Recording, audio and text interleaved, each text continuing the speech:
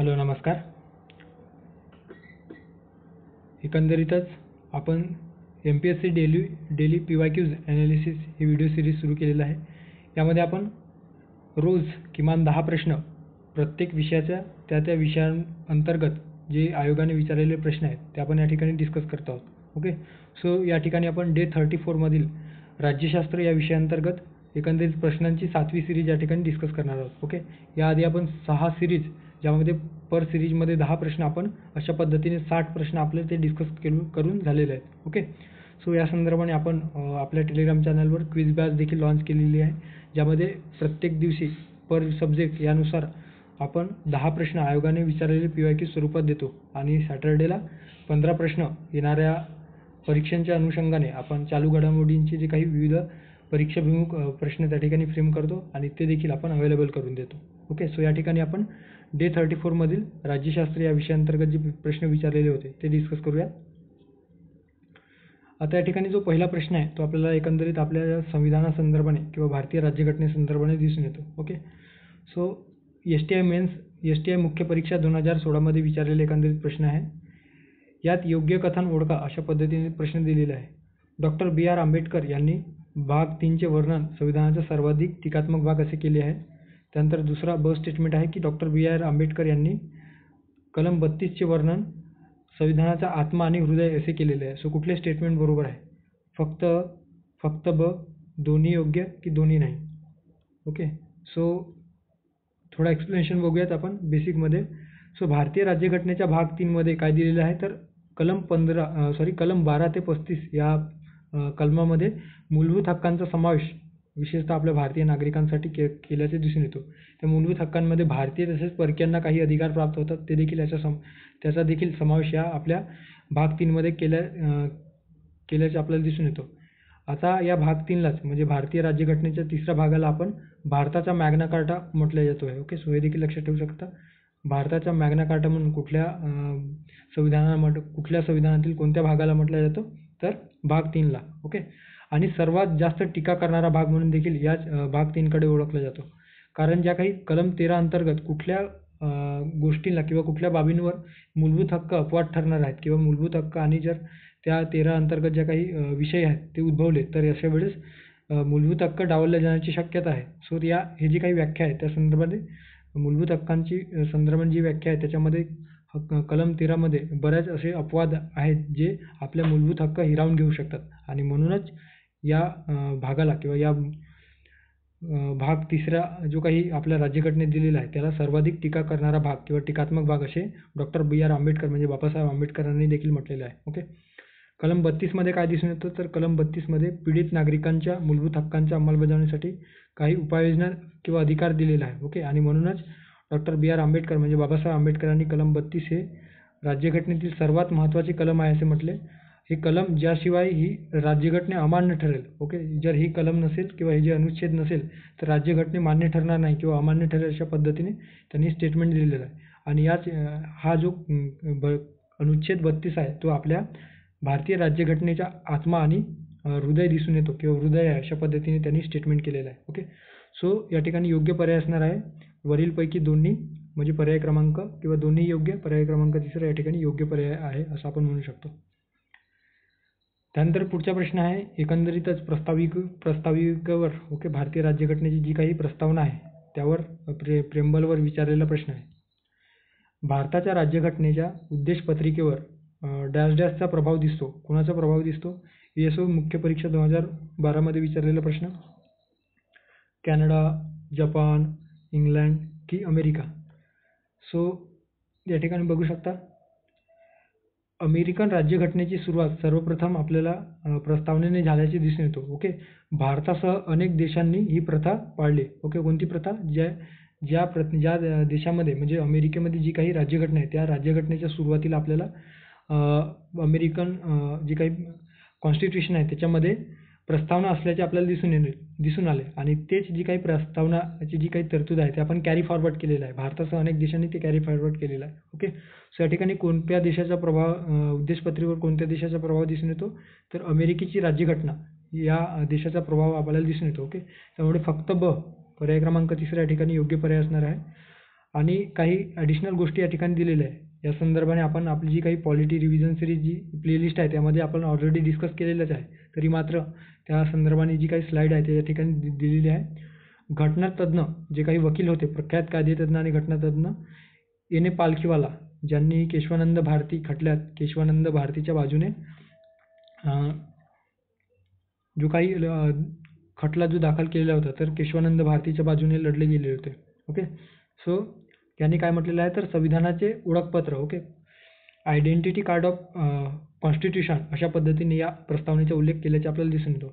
या प्रस्तावनेत एकदाच घटनादुरुस्ती झाल्याचे आपल्याला दिसून येतो 1976 मध्ये, ज्यामध्ये समाजवादी, धर्मनिरपेक्ष आणि अखंडता हे 3 शब्द ॲड करण्यात आलेले होते. ओके, या ठिकाणी प्रस्तावनेचा मजकूर आहे ते तुम्ही वाचू शकता.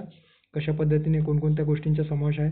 सार्वभौम आहे, समाजवादी आहे, धर्मनिरपेक्ष आहे, लोकशाही देखील आपल्याला दिसून येतो आणि गणराज्य हे जे काही आपल्या संविधानाची जी वैशिष्ट्ये आहेत ते आपल्या या प्रेफरन्समध्ये किंवा प्रिफेस किंवा ज्याला आपण प्रस्तावना म्हणतो तर त्या प्रस्तावनेमध्ये दिसून येतो. ओके, अशा पद्धतीने आपल्याला कुठल्या देशांच्या आपण संविधानातून ही प्रस्तावना स्वीकारलेली आहे तर एकंदरीतच अमेरिका. त्यामुळे फक्त पर्याय क्रमांक 3 योग्य पर्याय असणार आहे. त्यानंतर पुढचा प्रश्न आहे 2022 मध्ये लेटेस्ट अलीकडे विचारलेला प्रश्न, इंडस्ट्रियल इन्स्पेक्टर मेन्समध्ये विचारलेला प्रश्न आहे. ओके, कंबाईनची जी काही मुख्य परीक्षा आहे इंडस्ट्रियल इन्स्पेक्टरसाठी.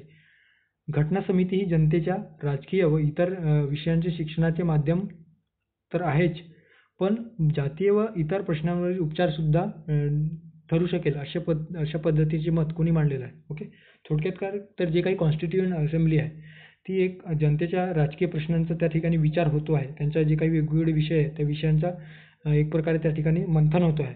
पण सोबतच ज्या काही जाती व इतर प्रश्नांवरील उपचारसुद्धा त्या ठिकाणी डिस्कस केला जातो अशा पद्धतीचे जे मत आहे ते कोणी मांडलेले आहे तर महात्मा गांधी यांनी मांडल्याचे आपल्याला दिसून येतो. ओके, सो हे देखील लक्षात ठेवा. जे काही स्टेटमेंट दिलेलं आहे कुठल्याच पुस्तकामध्ये हे स्टेटमेंट डायरेक्ट आपल्याला दिसून येत नाही. ओके, सो महात्मा गांधी यांनी मांडल्याचे आपल्याला दिसून येतो. आता या ठिकाणी एक छोटी स्लाईड आहे. हे जे काही स्टेटमेंट आहे ते कुठून घेण्यात आलेले आहे तर त्यांचं जे काही हरिजन वृत्तपत्र आहे 1939 मध्ये हरिजन वृत्तपत्रात द ओनली वे या नावाने त्यांनी लेख लिहिलेला होता. आणि त्या संदर्भाने जेव्हा भारतीयांना वसाहतीचा जो काही राज्य आहे तो वसाहतीच्या राज्य संदर्भात किंवा डोमिनियन स्टेटस संदर्भात जेव्हा यावेळेस मागणी होत होती आणि आपल्याला माहीतच आहे की 1929 पर्यंत आपण डोमिनियन स्टेटसची मागणी केलो. मात्र 1929च्या नंतर आपण पूर्ण स्वातंत्र्य, आपले जो काही स्वातंत्र्य चळवळीचा जो मुख्य हेतू होता तो पूर्ण स्वातंत्र्य अशा पद्धतीने होता. तर 1939 मध्ये ज्यावेळेस ऑगस्ट ऑफर आला किंवा जे 1940चा जो काही द्वितीय महायुद्धाच्या पार्श्वभूमीवर जेव्हा पहिल्यांदाच ब्रिटिशांनी भारताची एक संविधान सभा असेल आणि त्यांना संविधान निर्माण करण्याचे स्वातंत्र्य असेल अशा वेळी ज्यावेळेस त्यांनी तरतूद केली त्यावेळेस त्यांनी या द ओनली वे नावाने हरिजन वृत्तपत्रात लेख लिहिलेला होता. आणि त्यामध्ये constituent assembly would not just produce a constitution indigenous to the country and truly and fully representing will of the people अशा पद्धतीने त्यांनी स्टेटमेंट दिलं होतं. म्हणजेच काय तर फक्त कॉन्स्टिट्यूएंट असेंब्लीचं काम हे फक्त जे संविधान तयार करणे नसून आपले जे काही स्वदेशी लोक आहेत किंवा आपल्या देशात राहणारे लोक आहेत, ओके, आणि आपल्या देशांसंदर्भात जे काही प्रतिनिधित्व करत आहेत त्या संदर्भाने एक घटना तयार करण्याचे कार्य हे करत आहेत. सोबतच but would also solve the communal problem, जे काही जातीय इतर जे प्रश्न आहेत त्या संदर्भाने देखील हे जे काही प्रश्न आहेत ते देखील या कॉन्स्टिट्यूएंट असेंब्लीमध्ये सॉल्व केल्या जावा अशा पद्धतीने त्यांनी स्टेटमेंट केलेलं आहे. All communities would be represented in the assembly in their exact proportion. आणि म्हणूनच आपल्या जी काही कॉन्स्टिट्यूएंट असेंब्ली ज्यावेळेस 1946 मध्ये पहिल्यांदा गठीत करण्यात आलेली होती, ओके, सो त्यावेळेस हे जी काही तरतूद आहे त्यांचा विचार या ठिकाणी केल्याचे आपल्याला दिसून येतो. ओके, सो अशा पद्धतीने आपली जी काही कॉन्स्टिट्यूएंट असेंब्ली आहे त्यामध्ये डायव्हर्सिफिकेशन यांच्या स्टेटमेंटवरून आपल्याला प्रकर्षाने दिसून येतो. सो या ठिकाणी योग्य पर्याय असणार आहे पर्याय क्रमांक 3 महात्मा गांधी. जर यावर पुढे प्रश्न आला तर आपल्याला माहिती असणे अपेक्षित आहे. ओके, त्यामुळे हे देखील स्टेटमेंट तुम्ही बाय हार्ट करून ठेवा. कोणी म्हटलेलं आहे तर महात्मा गांधी यांनी म्हटलेलं आहे. ओके, पुढे जाऊयात. त्यानंतर पुढचा प्रश्न आहे राज्य पुनर्रचना अधिनियम 1956 नुसार संपूर्ण देशाचे विभाजन खालील प्रमाणात झालेले होते. ओके, सो 22 राज्य आणि 9 केंद्रशासित प्रदेश, त्यानंतर आहे 14 राज्ये आणि 6 केंद्रशासित प्रदेश, 17 राज्ये आणि 7 केंद्रशासित प्रदेश की 4 प्रकारची राज्य. सो राज्य पुनर्रचना आयोग किंवा राज्य पुनर्रचना अधिनियम 1956 नुसार भारतीय राज्ये त्याचप्रमाणे त्यांचे जे काही प्रदेश आहेत त्या प्रदेशांच्या सीमांमध्ये भाषेच्या आधारावर सुधारणा करण्यासाठी ही जी काही कमिशन आहे ती स्थापन केली गेली होती. ओके, एकंदरीतच या राज्य पुनर्रचना आयोगासंदर्भात किंवा या आयोगाने जी काही शिफारस केलेली होती त्यानुसार 1956 मध्ये राज्य पुनर्रचना आयोग राज्य पुनर्रचना अधिनियम कायदा करण्यात आला आणि त्यानुसार वेगवेगळे राज्य किंवा वेगवेगळे केंद्रशासित प्रदेश निर्माण करण्यात आले. ओके, सो 29 डिसेंबर 1953 रोजी भारत सरकारने राज्यांच्या सीमांचे पुनर्निर्धारण करण्याच्या विषयावर लक्ष ठेवण्यासाठी आपल्याला दिसून येते की पुनर्रचना आयोग स्थापन केले, ज्यामध्ये फजल अली, एच.एन. कुंजरू आणि के.एम. पन्नीकर हे जे काही सदस्य आहेत या सदस्यांच्या या पुनर्रचना आयोगामध्ये समावेश होतो. ओके, फजल अली यांच्या अध्यक्षतेखाली आणि एच.एन. कुंजरू आणि के.एम. पन्नीकर हे 2 सदस्य होते. असे 3 सदस्यीय समिती किंवा 3 सदस्यीय आयोग स्थापन केलेलं होतं. आता या आयोगाने काय केलं तर या आयोगाने भारत सरकारला 16 राज्ये आणि 3 केंद्रशासित प्रदेश स्थापन करण्याची शिफारस केलेली होती. ओके, आणि 1955 मध्ये हा जो त्यांचा अहवाल होता तो केंद्र सरकारकडे सादर झालेला होता. मात्र केंद्र सरकारने नोव्हेंबर 1956 मध्ये काय केलं तर संमत झालेल्या जे काही राज्य पुनर्रचना कायद्यानुसार सरकारने 14 राज्ये आणि 6 केंद्रशासित प्रदेशमध्ये विभागणी केली. ओके, एकंदरीतच 16 आणि 3 मध्ये त्यांनी शिफारस केलेली होती की 16 राज्य आणि 3 केंद्रशासित प्रदेश निर्माण करावा. मात्र केंद्र सरकारने काय केलं तर 16 राज्य तयार न करता 14 राज्य केले आणि 3 पेक्षा जास्त म्हणजे 3 केंद्रशासित प्रदेशांच्या ऐवजी 6 केंद्रशासित प्रदेशांची निर्मिती केली.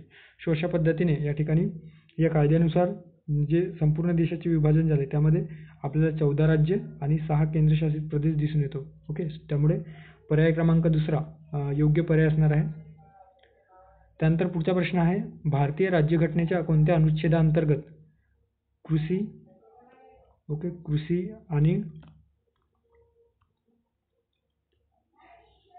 त्यानंतर आहे पशुपालनाची तरतूद किंवा पशुपालनाची आधुनिक आणि वैज्ञानिक प्रणाली संघटित करण्याचा प्रयत्न करते अशी तरतूद दिलेली आहे. अतिशय स्ट्रेट फॉरवर्ड प्रश्न आहे.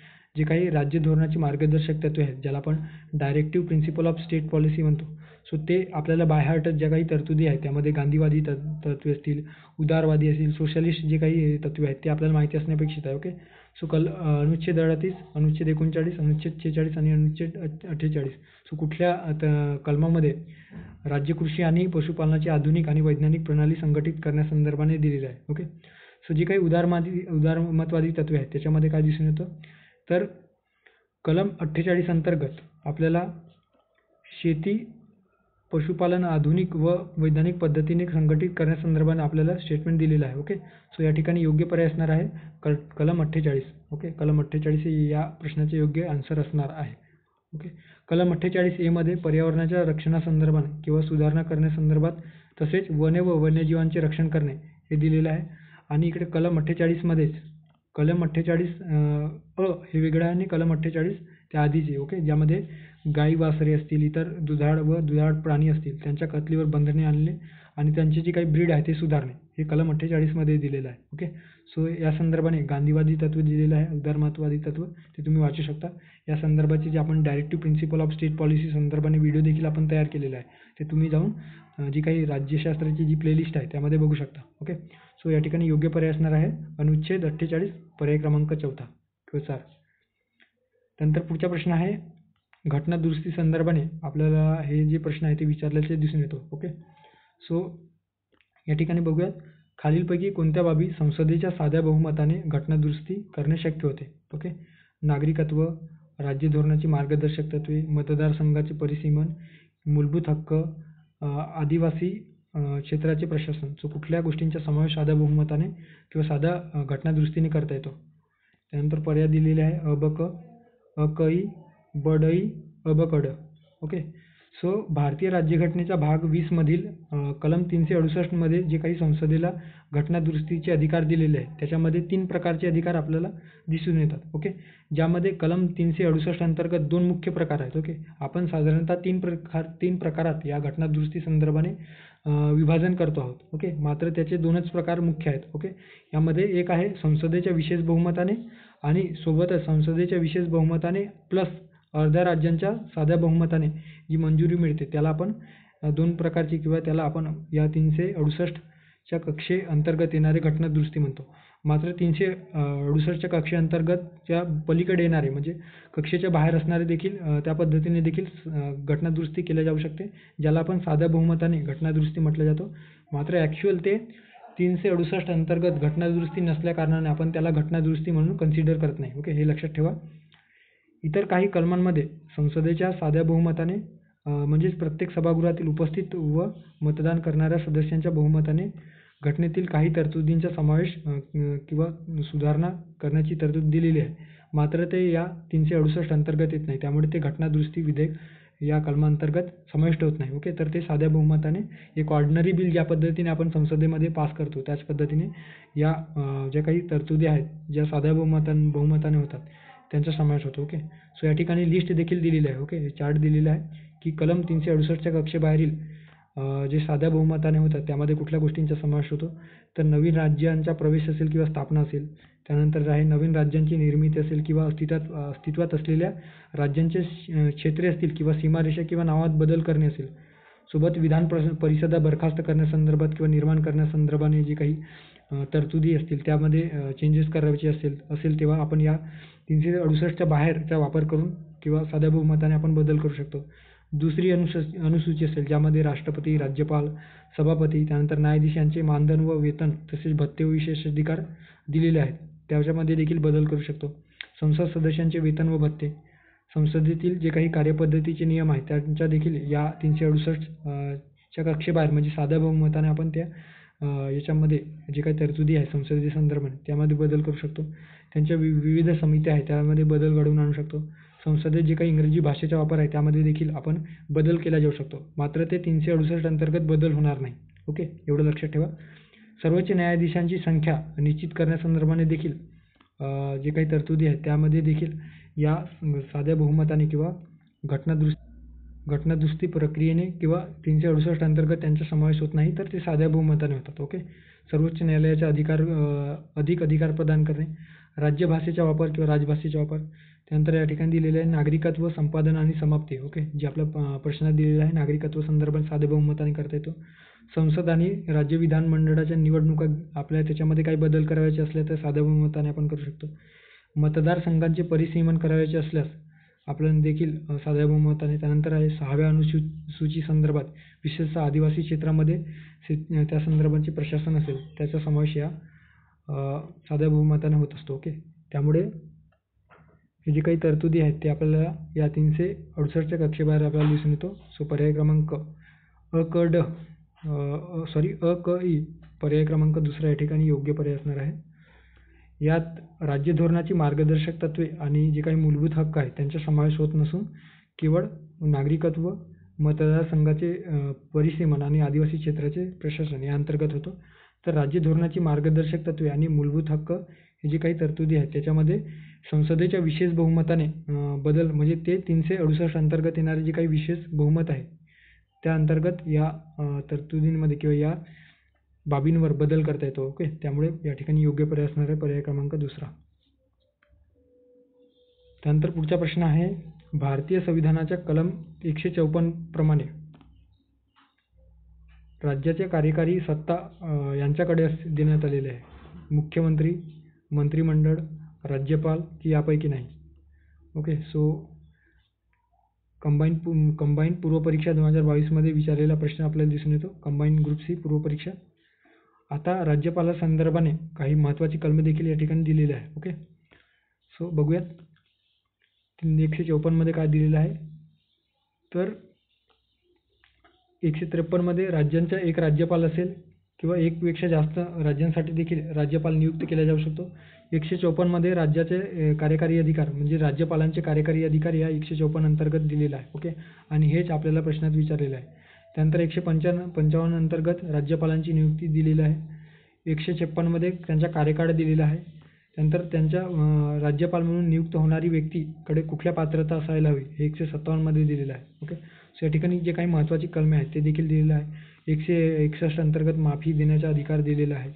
त्यानंतर 213 अंतर्गत अध्यादेश काढण्याचा अधिकार दिलेला आहे. 200 अंतर्गत विधेयकाला संमती देणे आणि 201 अंतर्गत ते विधेयक राज्य विधिमंडळातील विधेयक राष्ट्रपतींच्या विचारार्थ राखीव ठेवणे हे अधिकार या राज्यपालांच्या संदर्भात दिसून येतो. ओके, सो या ठिकाणी योग्य पर्याय असणार आहे पर्याय क्रमांक 3 154 अंतर्गत राज्यपालांना त्यांच्या कार्यकारी अधिकारांची संदर्भाने किंवा कार्यकारी अधिकार प्राप्त होतात. सो पर्याय क्रमांक 3 या ठिकाणी योग्य पर्याय असणार आहे. ओके, राज्यपाल हे राज्याचे मुख्य कार्यकारी प्रमुख असतात, परंतु राष्ट्रपतींप्रमाणेच ते नाममात्र प्रमुख दिसून येतात. तर वास्तविक प्रमुख हे आपल्याला त्या राज्याचा मुख्यमंत्री आणि त्याच्या मंत्रिमंडळाकडे असल्याचे आपल्याला दिसून येतो. ओके, सो या ठिकाणी पर्याय क्रमांक 3 योग्य पर्याय असा आपण म्हणू शकतो. सो या ठिकाणी जे काही ॲडिशनल इन्फॉर्मेशन आहे ते तुम्ही रीड करू शकता. पुढचा प्रश्न आहे, राज्याचा महाधिवक्ता आपल्या पदाचा राजीनामा कोणाकडे सोपवतो? अशा एकंदरीत स्ट्रेट फॉरवर्ड प्रश्न आहे. कंबाईन ग्रुप सी पूर्वपरीक्षा 2019, राष्ट्रपती, राज्यपालांकडे, उच्च न्यायालयांच्या मुख्य न्यायाधीशांकडे, राज्याच्या मुख्यमंत्र्यांकडे. सो कुठल्या व्यक्तीकडे जे काही महाधिवक्ता आहे, ॲडव्होकेट जनरल ऑफ इंडिया किंवा advocate general of particular state, ते आपला राजीनामा देत असतात.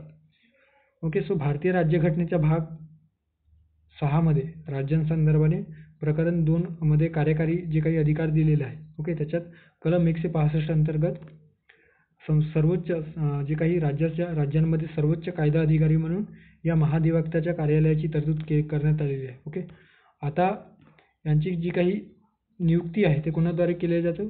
तर त्यांची नियुक्ती आपल्याला दिसून येतो की जे काही राज्यपाल आहेत त्या राज्यपाल करीत असतात आणि ते आपला जो काही राजीनामा आहे ते देखील राज्यपालांना देत असतात. ओके, सो राज्यपालांकडे ते आपला राजीनामा सोपवू शकतात. त्यामुळे या ठिकाणी महाधिवक्ता कोणाकडे राजीनामा देणार आहेत? तर राज्यपालांकडे. त्यामुळे पर्याय क्रमांक 2 योग्य पर्याय असणार आहे. ओके, आता त्या संदर्भाने काही ॲडिशनल इन्फॉर्मेशन दिलेली आहे की जे काही महाधिवक्ता आहे त्यांचा जो काही पद आहे त्याच्या संदर्भाने एखाद्या व्यक्तीची महाधिवक्ता म्हणून निवड करायची असेल किंवा नियुक्ती करायची असेल तर त्यासाठी त्याच्या अंगी कुठल्या पात्रता असायला हवीत? तर ज्या पद्धतीने उच्च न्यायालयातील न्यायाधीशाची जेव्हा निवड होते आणि निवडी संदर्भात जे काही निकष आहेत जे ठरवलेले आहेत आपल्या संविधानाने, त्याच पद्धतीने तेच निकष या महाधिवक्त्याच्या निवडी संदर्भात आपल्याला दिसून येतो. ओके, ज्यामध्ये तो भारताचा नागरिक असावा, त्यानंतर आहे 10 वर्ष न्यायालयीन पद धारण केलेलं असावं किंवा कुठल्याही न्यायालयात उच्च न्यायालयात 10 वर्षाची वकील केलेली असावी. असा जर अनुभव असणारी व्यक्तीच या महाधिवक्ता या पदासाठी पात्र असतो. ओके, सो हे देखील तुम्ही लक्षात ठेवू शकता.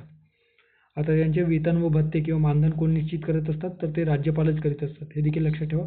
मागच्या एका प्रश्नपत्रिकेत किंवा परीक्षेत काय विचारलेलं होतं? तर त्यांची वेतन व भत्ती हे राज्य विधिमंडळ ठरवतात. तर राज्य विधिमंडळ ठरवत नसून कोण ठरवत असतात? तर राज्यपाल हे ठरवत असतात. ओके, त्यामुळे पर्याय क्रमांक 2 या ठिकाणी योग्य पर्याय असणार आहे. ओके, नंतर पुढचा प्रश्न आहे, चुकीचे आपल्याला विचारलेला आहे. ओके, चुकीचे विधान कोणती? असा एकंदरीत प्रश्न आहे. टॅक्स असिस्टंट 2015 मध्ये विचारलेला प्रश्न एकंदरीत दिसून येतो.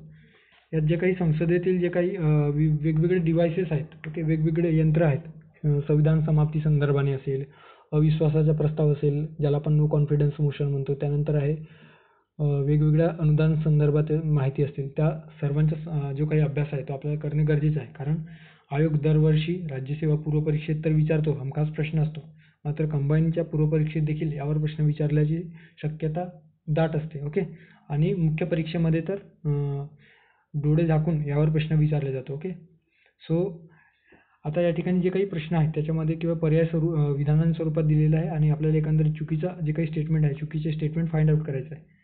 या स्टेटमेंट दिलेलं आहे की ॲडजर्नमेंट. ओके, ॲडजर्नमेंट म्हणजे सभागृहाचे कामकाज स्थगित करणे होय. त्यानंतर आहे प्रोरोगेशन म्हणजे सभागृहाची बरखास्ती करणे होय का.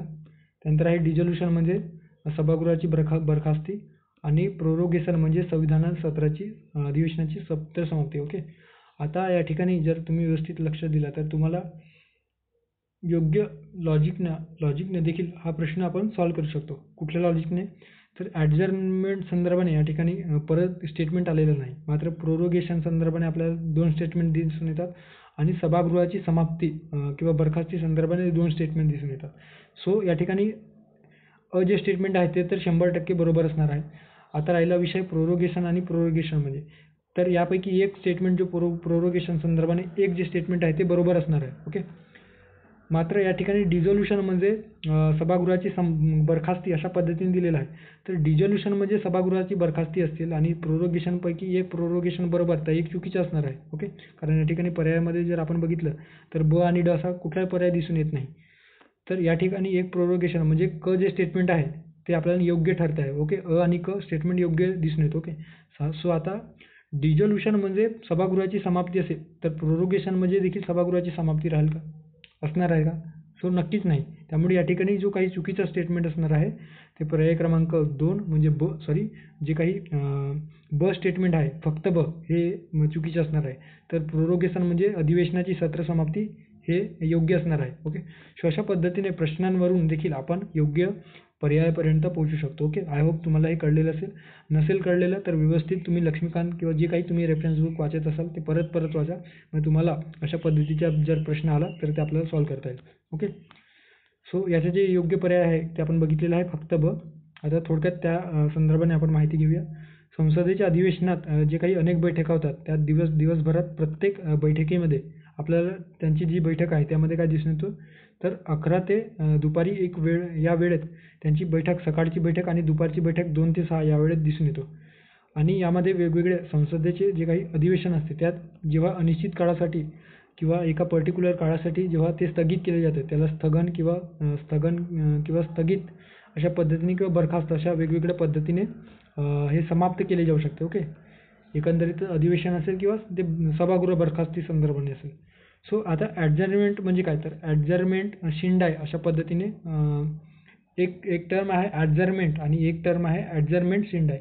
सो ॲडजर्नमेंट म्हणजे काय तर जेव्हा सभागृहातील जो काही सभापती असेल किंवा पीठासीन अधिकारी असेल तो पर्टिक्युलर काळासाठी म्हणजे समजा आज जर सोमवार आहे आणि आज संसदेमध्ये जर काही एखाद्या विधेयकावर गदारोळ झालेला असेल आणि ती जी काही मीटिंग आहे ती जी काही बैठक आहे ते व्यवस्थित होत नसेल पार पडत नसेल तर अशा वेळेस त्या सभागृहाचा सभापती असेल किंवा अध्यक्ष असतील तर काही कालावधीसाठी ते जे काही सभागृह आहे किंवा अधिवेशन आहे ते तहकूब करू शकतात. तर त्याला म्हणतात ॲडजर्नमेंट फक्त ॲडजर्नमेंट. ओके. आणि अशा वेळेस जर जास्तच त्या म्हणजे विरोधी पक्षांचे असेल किंवा सत्ताधारी पक्षांवर गदारोळ झालेले असेल हाणामारी सुरू झालेली असेल जे की सहसा आपल्याला दिसून येतो आपल्या लोकशाहीमध्ये कशा पद्धतीने दिसून येतो वेगवेगळ्या देशांमध्ये देखील अशा पद्धतीची जी रीत ज्या ठिकाणी पार्लमेंटरी डेमोक्रेसी आहे त्या ठिकाणी दिसून येतो. सो अशा वेळेस जर आउट ऑफ कंट्रोल त्या सभागृहाची जी काही स्थिती झालेली असेल तर अशा वेळेस सभागृहाचा सभापती किंवा अध्यक्ष ॲडजर्नमेंट सिंडाय किंवा साइन अशा पद्धतीने या फ्रेंच जे काही वर्ड्स आहेत त्याचा वापर करून अनिश्चित काळासाठी म्हणजे त्यामध्ये काळ ठरवलेला नसतो तर ज्या अनिश्चित काळासाठी ते सभागृह तहकूब करू शकतात. ओके. आणि निश्चित काळासाठी ॲडजर्नमेंट. सो हे ॲडजर्नमेंट संदर्भाने आपल्याला दिसून येतो. सो ॲडजर्नमेंट म्हणजे काय तर सभागृहाचे कामकाज स्थगित करणे. ओके. पर्टिक्युलर काळासाठी आणि ॲडजर्नमेंट सिंडाय म्हणजे अनिश्चित काळासाठी सभापतीद्वारे ते कामकाज जे आहे ते तहकूब केलं जातं. ओके. जे हे या ठिकाणी दिलेलं आहे. ओके. अनिश्चित काळासाठी. त्यानंतर आहे मात्र ते जे काही अनिश्चित काळासाठी जर ॲडजर्नमेंट जर सभागृहाचं कामकाज व्यवस्थित चालत नसेल तर काही दिवसांमध्ये राष्ट्रपती जे निर्णय घेतात की राष्ट्रपती अधिवेशन जे आहे ते स्थगित करण्याची अधिसूचना काढतात त्याला प्रोरोगेशन म्हटलं जातं. ओके. या ठिकाणी एक डिफरन्स लक्षात घ्या. राष्ट्रपती ज्यावेळेस अधिवेशन स्थगित करण्यासाठी जो काही अधिसूचना काढत असतात तर त्याला प्रोरोगेशन म्हणतात आणि त्यालाच अधिवेशनाची सत्र समाप्ती म्हणजे आता अधिवेशन कंप्लीट झालेलं आहे. समजा 1 तारखेला अधिवेशन भरलेलं असेल आणि महिन्याच्या शेवटी 31 पर्यंत संपवायचे असेल तर 31 तारखेला राष्ट्रपतीद्वारे तो अध्यादेश काढला जातो की आता तुम्ही सभागृहाची जी काही अधिवेशन आहे ते समाप्त करा. सो त्याला प्रोरोगेशन म्हटलं जातं. आणि जे काही डिझोल्यूशन आहे तर डिझोल्यूशन फक्त लोकसभेच्या बाबतीत दिसून येतो. डिझोल्यूशन म्हणजे काय तर जे काही सत्ताधारी पक्ष म्हणजेच आपले जे लोकसभेच्या निवडणुकीतून जे काही प्रतिनिधी निवडले जातात तर अशा वेळेस त्यांचा जो काही कालावधी पूर्ण झालेला असेल साधारणतः 5 वर्षाचा कालावधी पूर्ण झाल्यानंतर लोकसभा बरखास्त होत असते. ओके. सो राज्यसभा कायमस्वरूपी सभागृह असल्याकारणाने ते सभागृह आपल्याला बरखास्त होताना दिसून येत नाही. आणि सध्या इलेक्शनचा जो काही काळ सुरू आहे. ओके. सो यामध्ये लोकसभाचे आपण जे काही इलेक्शन होणार आहे त्या अनुषंगाने देखील लोकसभा बरखास्त कशा पद्धतीने होतो ते देखील आपल्याला दिसून येतो किंवा आपण त्या दृष्टीने देखील अंडरस्टँड करू शकतो. ओके. सो या ठिकाणी जे चुकीचं विचारलेलं होतं सो चुकीचा पर्याय जे असणार आहे ते फक्त ब. या ठिकाणी प्रोरोगेशन म्हणजे काय होते तर अधिवेशनाची सभागृहाची अधिवेशन समाप्ती असते, ना की सभागृह बरखास्त करणे. त्यामुळे पर्याय क्रमांक 2 फक्त ब या ठिकाणी योग्य पर्याय असणार आहे. त्यानंतर पुढचा प्रश्न आहे आणि शेवटचा प्रश्न या लेक्चरमधील, भारताच्या सर्वोच्च न्यायालयाच्या न्यायाधीशांची संख्या वाढवण्याचा अधिकार डॅश डॅश यांना आहे. STI मुख्य परीक्षा 2022 मध्ये विचारलेला प्रश्न आहे. ओके, संसदेला, राष्ट्रपतींना, विधी आयोगाला, भारताच्या सर्वोच्च न्यायाधीशांना. भारताच्या राज्यघटनेच्या भाग 5 मधील कलम 124 ते 147 मध्ये सर्वोच्च न्यायालयाचे संघटन, स्वातंत्र्य, अधिकारक्षेत्र, कार्यपद्धती इत्यादींचा उल्लेख आहे, आपल्याला दिसून येतो. ओके, जो कलम भाग 5 मधील कलम 124 ते 147 मध्ये दिसून येतो. आणि त्या संदर्भाचे जे काही नियमन करण्याचे जे अधिकार आहे ते संसदेला देखील दिलेलं आहे. ओके, सो या स्टेटमेंटवरून आपल्याला जे काही योग्य पर्याय आहे ते दिसून येत आहे. आता सध्या सर्वोच्च न्यायालयामध्ये 34 न्यायाधीश आपल्याला दिसून येतो आहेत, 34, ज्यामध्ये 1 सरन्यायाधीश आणि 33 इतर न्यायाधीश. आणि जी काही तरतूद आहे ते 2019 मध्ये केंद्र सरकारने आपल्या अध्यादेशाद्वारे, त्या अधिसूचनेद्वारे या न्यायाधीशांची जी संख्या आहे ती 31 जी होती आधी ती 34 करण्यात आलेली आहे. आणि त्यासाठी संसदेमध्ये सर्वोच्च न्यायालय न्यायाधीशांची संख्या सुधारणा कायदा 19 मांडला गेला आणि तो पारित करण्यात आला. थोडक्यात काय तर संसदेमध्ये अशा पद्धतीचा बिल प्रस्ताव मांडून त्याच्या कायद्यात रूपांतर करून भारतीय सर्वोच्च न्यायालयाची जी काही न्यायाधीशांची संख्या आहे ती वाढवता येते. ओके, सो या ठिकाणी हे देखील तुम्ही लक्षात ठेवू शकता. सो योग्य पर्याय असणार आहे संसद. आणि राज्याचे जे काही हायकोर्ट्स आहेत त्या हायकोर्ट्सचे जे काही न्यायाधीश आहेत त्यांच्या संख्या ठरवण्याचा अधिकार कोणाला आहे तर राष्ट्रपतीला आहे. ओके, सो हे देखील दोन्ही स्टेटमेंट कॉन्ट्राडिक्टरी आहेत आणि ते तुम्ही लक्षात ठेवू शकता. ओके, सो योग्य पर्याय असणार आहे पर्याय क्रमांक पहिला संसदेला. ओके, सो या ठिकाणी आपण जे आपली क्विज बॅच आहे त्या क्विज बॅचमध्ये 10 प्रश्न जे आपण पोस्ट केलेले होते ते सविस्तर डिस्कस केलेले आहे. आणि त्या क्विज बॅच संदर्भाने जी काही इन्फॉर्मेशन आहे ते देखील या ठिकाणी दिलेलं आहे. ओके, एकंदरीत जी काही आपण PYQs MCQs क्विज बॅच सुरू केलेली आहे त्याचा एकंदरीत अप्रोच, फायनल अप्रोच काय आहे तर येणाऱ्या काळामध्ये ही एक्झामची जी काही MCQ एक्झाम आहे ती पॅटर्नमध्ये MCQ पॅटर्नमध्ये असणारी राज्यसेवेची शेवटची एक्झाम असणार आहे. ओके, आणि एकंदरीतच आपलं जी काही प्रश्न सॉल्व्ह करण्याचा जो अप्रोच आहे की आपण एक्झाम हॉलमध्ये गेल्याच्यानंतर कोणत्या प्रश्नाला कशा पद्धतीने सॉल्व्ह करायला पाहिजे, त्यानंतर आहे त्या प्रश्नावर आपण विचार कशा पद्धतीने करायला हवा, किंवा आयोग कोणत्या शब्दांवरून आपल्याला फसवू शकतो. सो हे आपल्याला केव्हा कळणार जेव्हा आपण आयोगाचे प्रश्न ॲनालाइज करू तेव्हाच. आणि म्हणूनच एक प्रामाणिक हेतू ठेवून हे जे काही बॅच आहे ते आपण या ठिकाणी लॉन्च केलेली आहे. सो बॅच संदर्भाने तुम्हाला इन्फॉर्मेशन पाहिजे असेल तर या ठिकाणी तुम्ही हे जी काही माहिती आहे ती वाचू शकता. ओके, आणि त्या संदर्भाने ॲडिशनल इन्फॉर्मेशन देखील दिलेलं आहे. ओके, सो भेटूया पुढच्या व्हिडिओमध्ये, थांबूया त्या ठिकाणी. धन्यवाद, थँक्यू.